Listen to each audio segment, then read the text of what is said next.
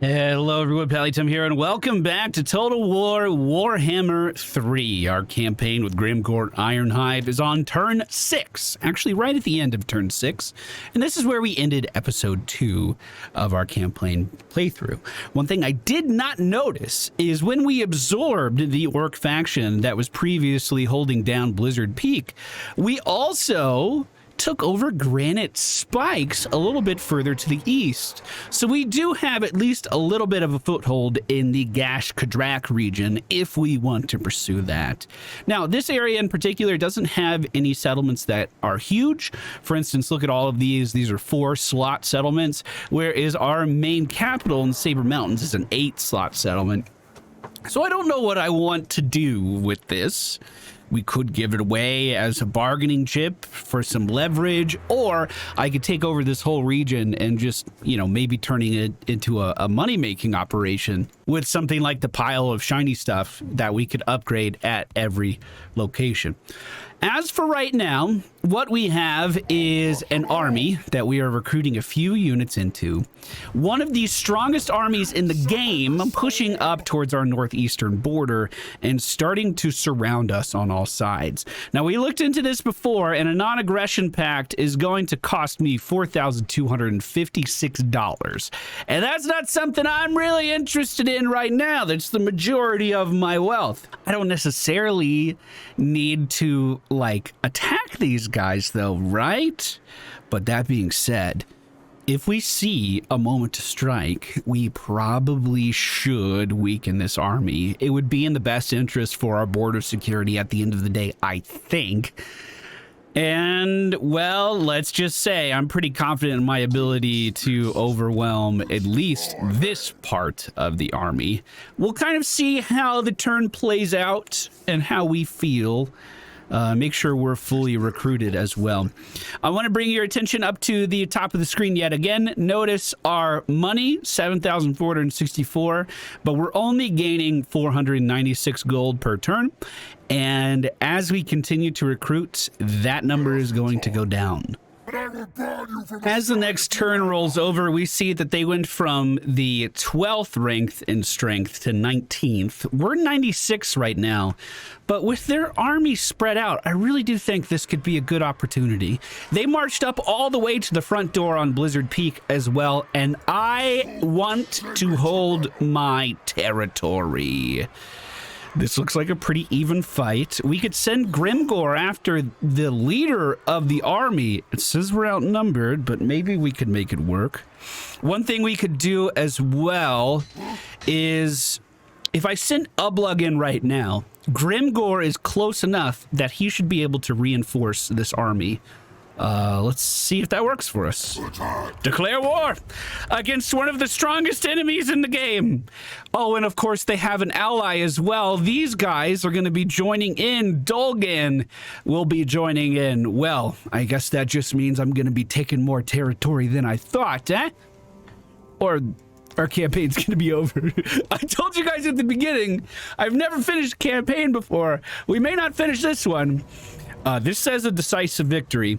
Look at these reinforcements coming in as well. That is huge. So unfortunately, when I was editing last episode, I realized how limited the replay system in this game is. You can't rewind, which is I thought that was a basic replay feature. So unfortunately, it is going to make cinematic shots a little bit harder to do throughout our playthrough, but I hope you guys enjoyed when we do take the extra effort to make it happen. So the enemy army is placed on this hill in front of us. Our reinforcements are going to be coming in from the north, which is actually on their flank. I think they can cast spells. Yeah, so 2 wizards are controlling this army. So perhaps we want to spread our army out. Perhaps we want to draw them in closer to us. Perhaps we want to just hide. In fact, that might be an excellent idea.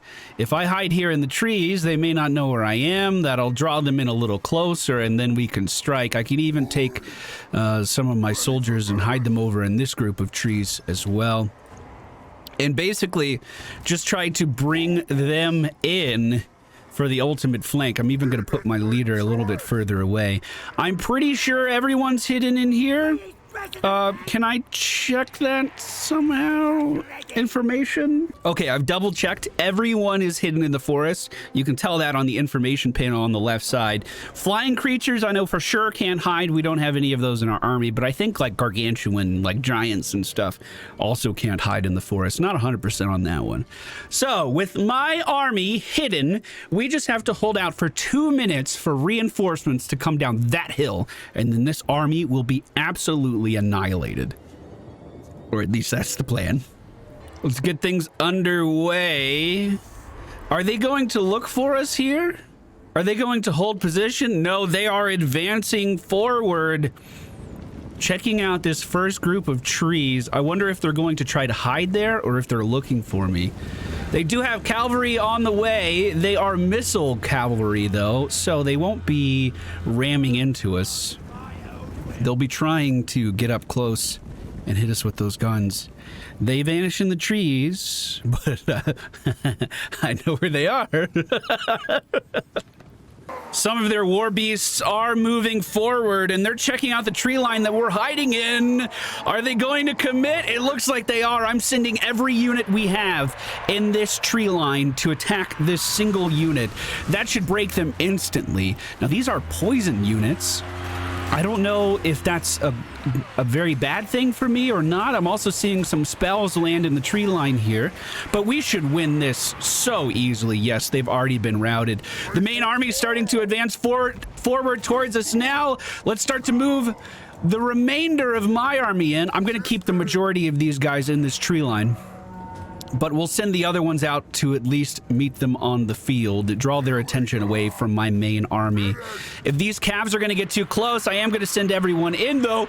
That's a fireball! That's a fireball heading into the trees! Yeah, that wasn't that bad. Of course, it was only one, though. We're about 15 seconds away from our reinforcements being here. The beasts are still rallied away. And here we go, the full might of Grimgore's army is appearing. Look at this bar at the top. Look at how many just units in general are here. That's so... This isn't even all of it. I'm pretty sure there's still more routing in here. Oh, look at that shot. Grimgore leading his people, not afraid of anything. The green tide has arrived, boys. The calves have been dispatched. They're routing away. More beasts are starting to stack up. This is actually getting a little hard to control because I can't quite tell where everybody is in this army, but I'm having my army turn to face the opposition. We're actually encountering some of the fleeing enemies right now. I'm going to send Grimgore's calves in just to finish them off. Perfect. And now if we can hit the flank, especially this wizard that is exposed on the back line. Oh yeah, the beast's already routing away. We're just going to right-click control everyone to hit that. This is pretty one-sided. Feel pretty good about this. My cav are hitting a wizard in the back right now as the enemy's beasts are starting to rally and reinforce their push. I think it's a little too late, unfortunately. Let's move our calves back out, make sure they don't take too much sustained damage sitting in melee range. We are seeing another spell cast over here. It looks like it might be one to inspire that army. Grimgore is still advancing down the hill, trying to get over here in time.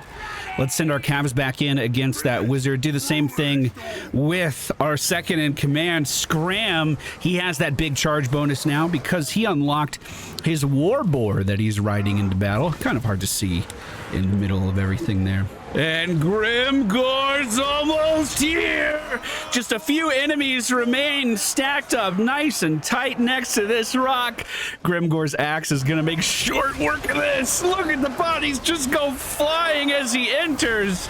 A rain of arrows meeting them as well, and they are seeing that the tides of war are changing. Victory has been secured. Hey, luckily for me, this was an easy enough fight that I don't need to even save the replay and go look at it. Yeah, you better run! You better get out of here. For any of you playing along, if you see an enemy routing with the white flag, they can... Wow, look at all these orcs. They can come back into later battles. However, if you see the white flag with blood on the end and that skull right there, that means this unit will not survive this encounter. They will never return. We have annihilated him and taken out, hopefully, a key part of this enemy army. We lost 126 orcs today. They lost 209 soldiers, but, you know, I think I'm just going to eat them to replenish our army. Make sure we're still up to fighting force here after that altercation.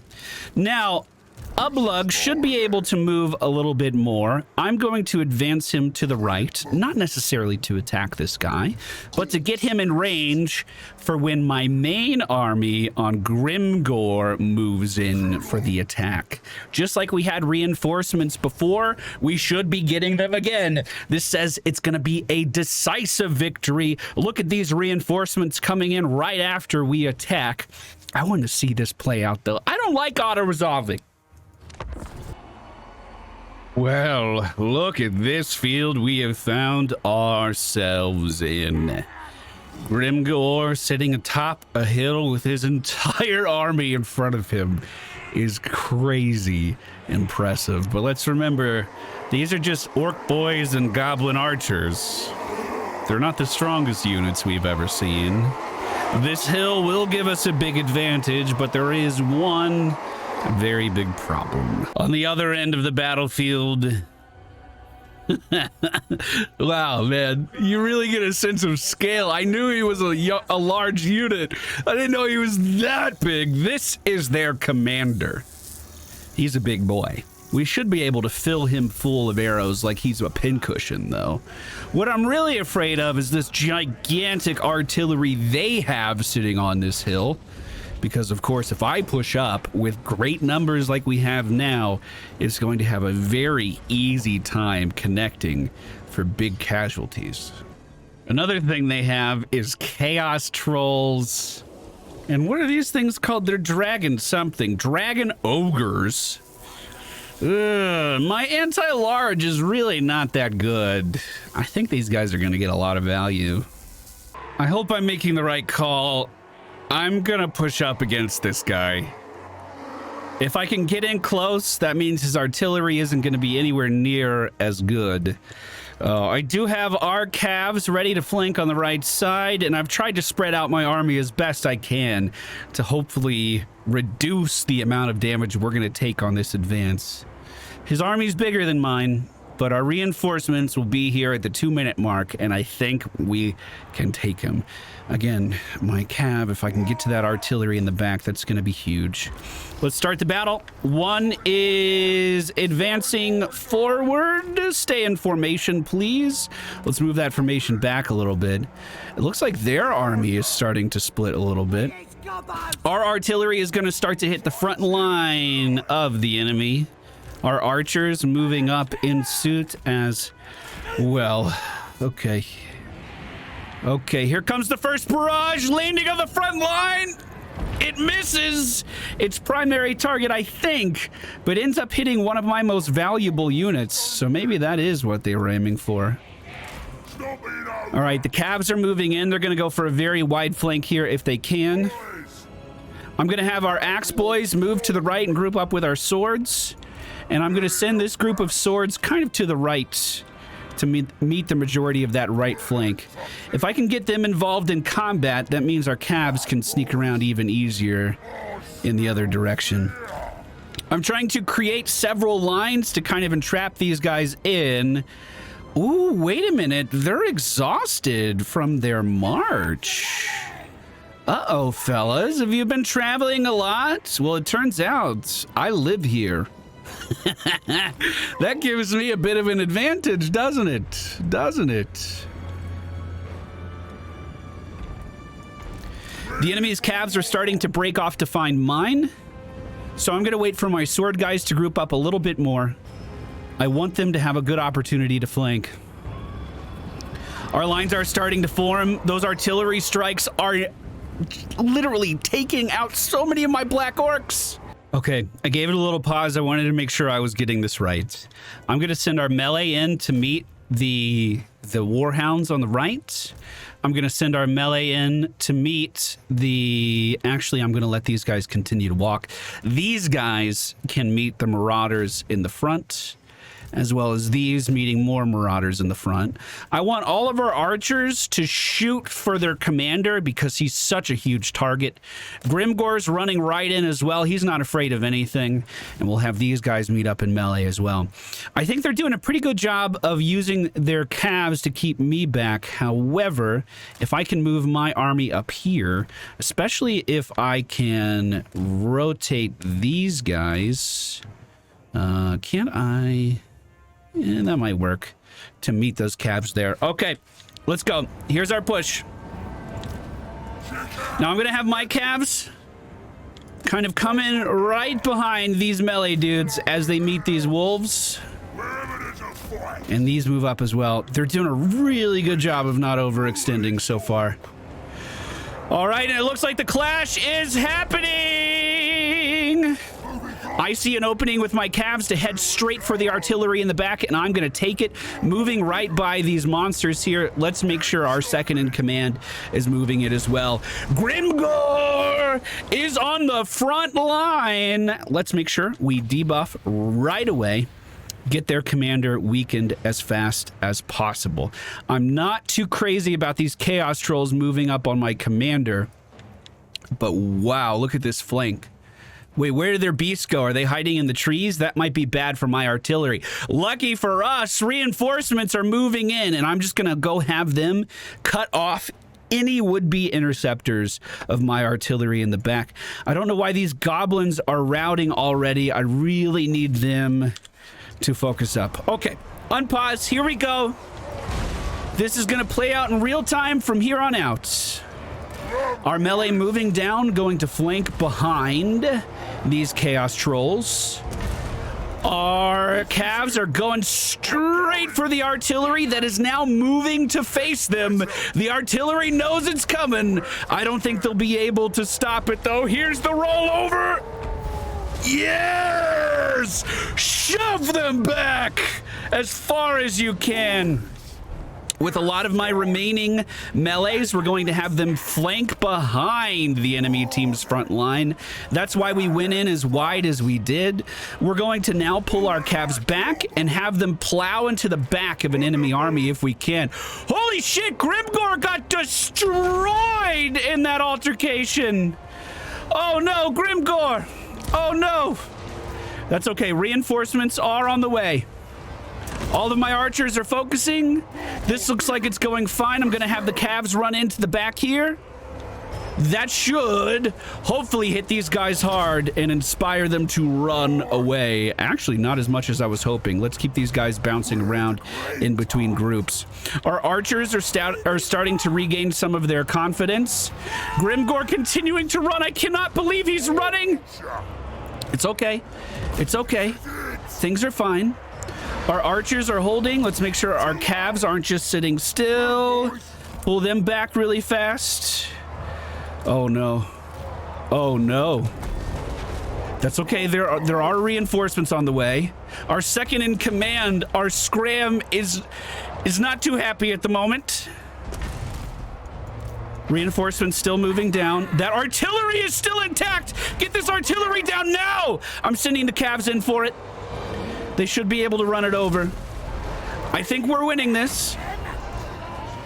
Although not as one-sided as I was hoping. It did say this was going to be a close victory.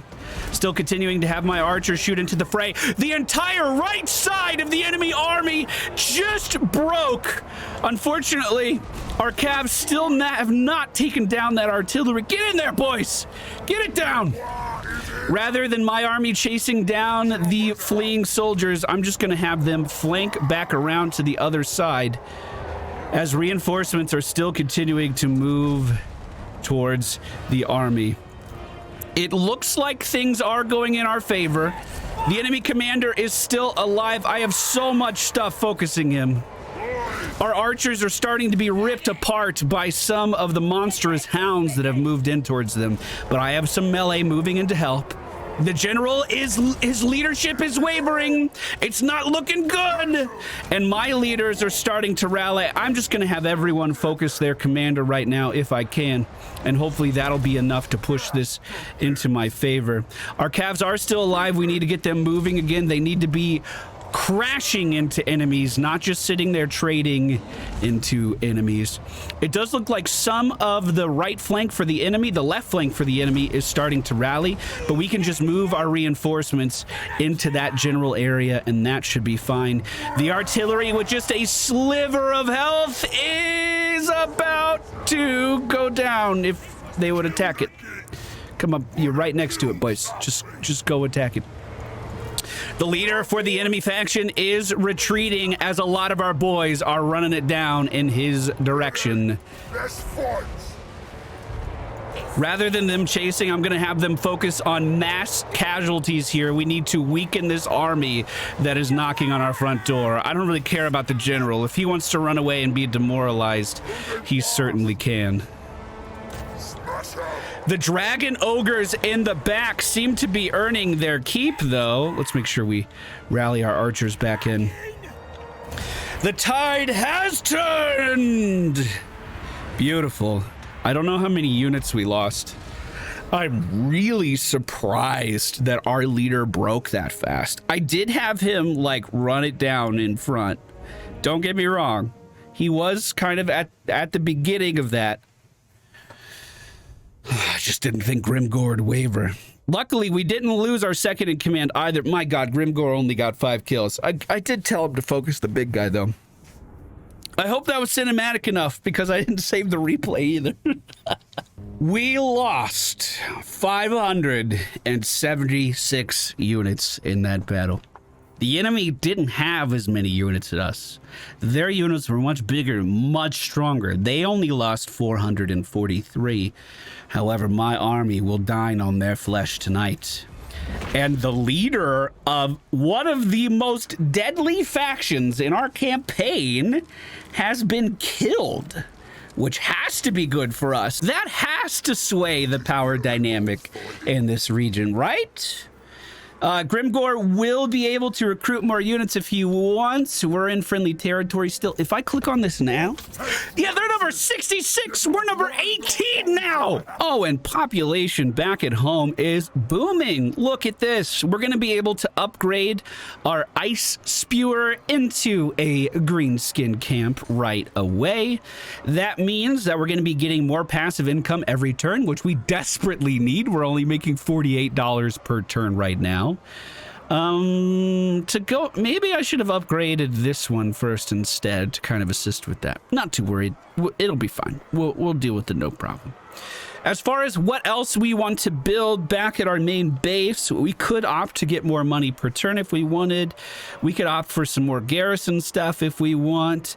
We could also get the boss tent, which gives us more control for the region. We are at currently a -6 control for the region every turn. I think what I'll do is upgrade the brawling grounds. That'll give us access to orc archers, and we can start to kind of wean out the goblin archers in our army. I'm also going to get the Goblin Toolbox. This will make it so we can start to build siege vehicles once that is done.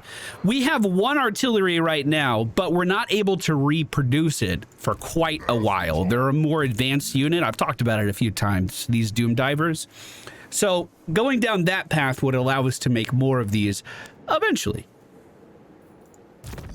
Now, because that was a very hard battle, Gimgore went from level 4 to level 8. I'm very excited to see that.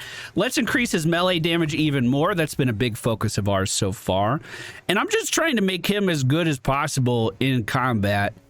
I hope that's a good way of doing that. We can increase his weapon strength even more with hatred. That's perfect. We have upgrades on Scram as well. Remember, he's on his war boar now, so I'm going to increase his charge damage even more.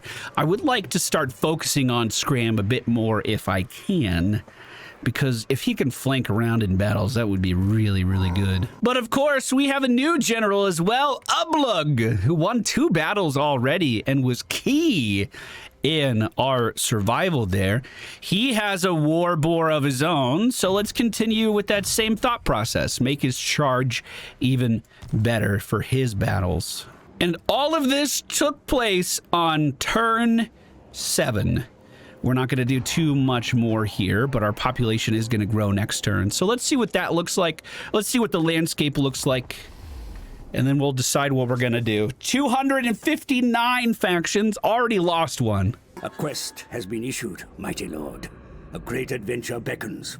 Be wary, though, for while the potential rewards are great, so too are the perils. I've heard about these quests. I've never done one. The advice I was given is that these are incredibly difficult and shouldn't be something you strive to do immediately. We can teleport to this whenever we want to, so I'm going to not do that now. But if we do this, it sounds like we get a powerful axe, which hey, that could be good. That could be real good. We have yet another population surplus, which means we're going to be upgrading our greenskin hideout in Blizzard Peak. That'll take a few turns to be done. But let's not forget we have this building over here as well. And I'm not planning on recruiting anyone else over here. Control in this region isn't good because it's my only hideout. So I'm going to get rid of the musta fields. And I'm actually going to purchase the same thing we have here, the pile of shiny stuff, so we can get more income per round. We're really struggling with our army cost right now. We're not making a lot of money. Let's check in on our neighbors. They went from number 8 to 232. These guys have almost completely been wiped out as we moved right over them. Fantastic. Well, I'm going to give my army time to heal. I'm going to see where our income's at in a few turns. I don't know if we're going to have a lot of spending cash, but we might be okay. And I'm going to push towards this guy's base next. That'll be our next place that we take over. Hope you guys enjoyed today's video. If you did, please make sure you hit that thumbs up button. I'm really proud of how our armies did today. I don't have a lot of confidence in my my battlefield commanding just yet, so I'm pretty pleased with how this turned out. Also, if you look at the top of the screen, our call to WA is actually getting super close.